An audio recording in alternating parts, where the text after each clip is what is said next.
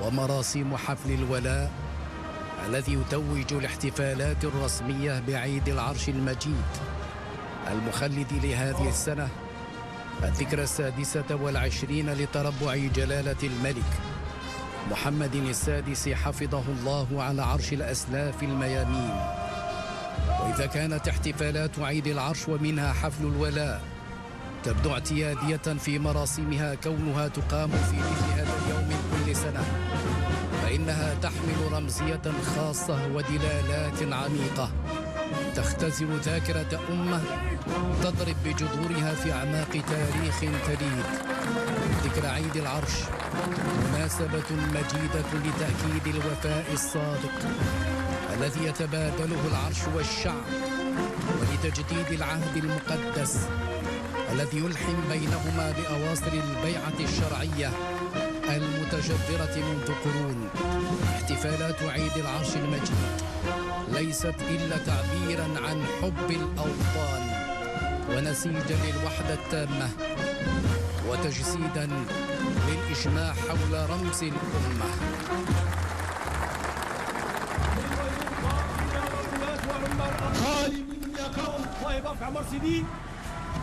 السيد وزير الداخلية ولاة العمال الأهالي الملكة ومهمة عمر سيدي الله يحكم المفسدين الله يحكم المفسدين الله يحكم المفسدين. السيد وزير الداخلية ولاة العمال الأهالي الملكة ويصلحكم وذلكم قال المفسدين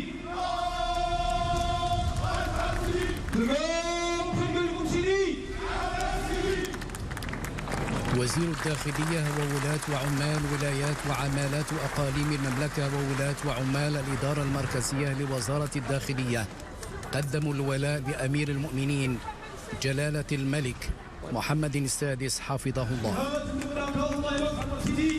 جاءت الطاقة والذهب الله يبارك عمر سيدي، جاءت عيون الصاقية الحمراء الله يبارك عمر سيدي، جاءت بني موادن الله يبارك عمر سيدي، جاءت الطاقة الله يبارك عمر سيدي، جاءت الزواج الذهب الله يبارك عمر سيدي، جاءت عيون الصاقية الحمراء الله يبارك عمر سيدي، جاءت بني موادن الله يبارك عمر سيدي. الله يعطيكم قال لكم سيدي، الله يصحكم قال لكم سيدي، الله يبارك لكم سيدي، الله يرحم سيدي، ولاد وعمار وخيار الله يصحكم ويرضى عليكم قال لكم سيدي، الله يرحم سيدي، كلهم قال لكم سيدي. جهة الداخلة وادي الذهب وتضم وادي الذهب وأوسترد، جهة العيون الساقي الحمراء وتضم العيون بجذور طرفاي سمارة، جهة قلميم ودنون وتضم قلموم قلميم السزاق طنطان وسيدي إفني. جيتي لكم اللي بقيتي هاد الطوميله جبت شويه.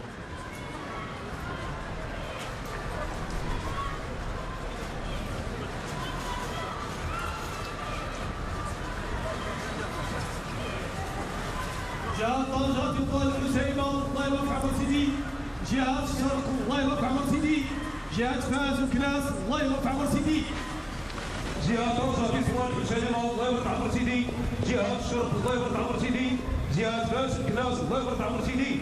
الله يعطيكم قال لكم سيدي، الله يرحم سيدي، الله يصحكم قال لكم سيدي،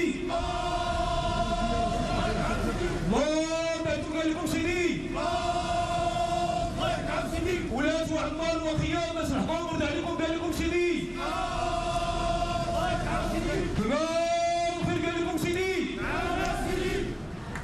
جهة طنجة تطوان الحسيمة وتضم طنجة أصيلها المضيق الفنيدق تطوان الفحص أنجرة العرائش الحسيمة وشفشاون ووزان. الجهة الشرقية وتضم وشتا أنقاد الناظور دريوش جرادة بركان تورير تقرسيب وفقيك. جهة فاس مكناس وتضم فاس مكناس الحاج بإفران مولا يعقوب صفرو بولمان تونات وتازع. جهة الرباط صلاة ماثرة الله يبارك عمر سيدي، جهة بني ملا خليفرة الله يبارك عمر سيدي، جهة الدار البيضاء سطات الله يبارك عمر سيدي. جهة الرباط سلام كوني تيران الله يبارك عمر سيدي جهة بني الله كوني فران الله يبارك عمر سيدي جهة الدار البيضاء السطات الله يبارك عمر سيدي يعطوك لكم سيدي الله يرحم سيدي صحبكم قال لكم سيدي الله يرحم سيدي قال لكم سيدي الله يرحم سيدي ولاد وعطار وقياط نصحكم ونرجع لكم قال لكم سيدي الله يرحم سيدي قال لكم سيدي جهة الرباط سلا القنيطرة وتضم الرباط سلا صخيرات مال القنيطرة الخميسات سيدي قاسم سيدي سليمان. جهة بني ملال خنيفرة وتضم بني ملال الظلال فقي بن صالح خنيفرة هو خريبة.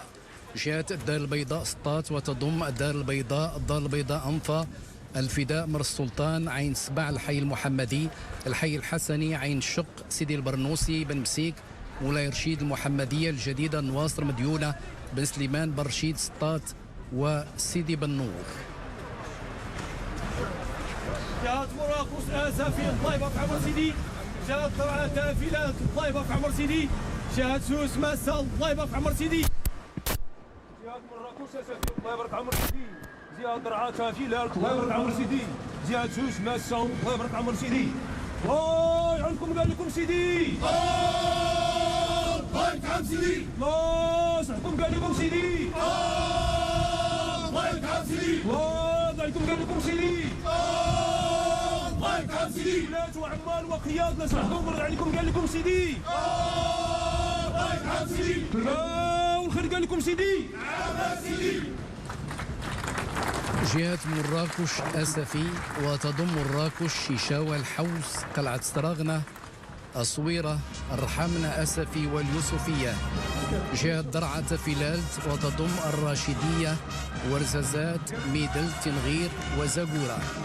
جهة سوس ماسة وتضم أكادير إدوتنان إنزكان أيت منون شتوكا أيت باها برودانت تزنيت وطاطا. هذا الحفل البهيج الذي يختتم بإطلاق المدفعية ل5 طلقات يعكس أصالة الشعب المغربي وتشبثه بأهداب العرش العلوي المجيد. حفل الولاء الذي يتوج الاحتفالات المخلدة لذكرى تربع جلالة الملك على عرش أسلافه الميامين يشكل مناسبة لممثل الجهات 12 للمملكة لتجديد تشبثهم بشخص جلالة الملك وللتأكيد من جديد على أن الصلة التي تجمع العرش والشعب تظل متجذرة في عمق تاريخ البلاد وأنها شكلت على الدوام الأساس المتين للأمة المغربية والتعبير الأسمى عن مدى تلاحمها واستمراريتها على امتداد تاريخ المملكة العريق. شكلت البيعة الشرعية الميثاق الغليظ والرابط المتينة التي طالما جمعت الملك بوصفه القائد الأسمى للبلاد وأمير المؤمنين وحامي حمى الملة والدين شعبه المخلص الذي يرى فيه رمز الأمة وموجهها والضامن لاستقرارها ووحدتها الترابية انطلاقا من قناعة مفادها أن هذه الآصرة شكلت على الدوام ضمانة قوية لاستمرارية واستقرار وأمن المملكة وميثاق قائم على ركائز دينية متينة تستمد ثوابتها من الشرعية التاريخية وتعاليم الدين الإسلامي الحنيف على اعتبار أن تواصل الحكم الرشيد والثبات على المنهج القوي المتشبع بقيم الديمقراطية والحداثة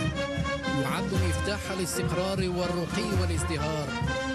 تشمل الآصرة بين العرش والشعب دلالات ومعاني شتى كونها ضمانا للأمن في بعضه الشمولي من خلال تجسيد الوحدة الوطنية وسلطة القانون واستتباب السلم بما يتيح جعل البلاد واحة آمنة. حرص الشعب المغربي على تجديد ولائه وبيعته لملكه كلما حلت ذكرى عيد العرش المجيد يعكس إجماعا واضحا حول تشبث المغاربة بالوحدة الترابية للمملكة، إلى جانب كونه تعبيرا صريحا عن رغبتهم في صون حرمتها والذود عن حياضها. عيد العرش حدث وطني غزير الدلالات في تاريخ المغرب الحديث، وهو مناسبة لتجديد العهد بين العرش والشعب على الاستمرار في بناء المغرب وعزته وسؤدده. وإلى هنا سيداتي سادتي نودعكم وإلى